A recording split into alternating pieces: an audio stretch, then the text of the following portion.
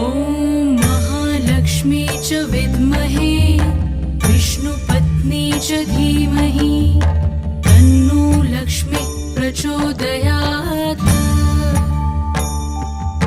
ॐ महालक्ष्मी च विद्महे विष्णुपत्नी च धीमहि तन्नो लक्ष्मी प्रचोदयात्। ॐ महालक्ष्मी च विद्महे विष्णुपत्नी च धीमहि तन्नो लक्ष्मी प्रचोदयात्।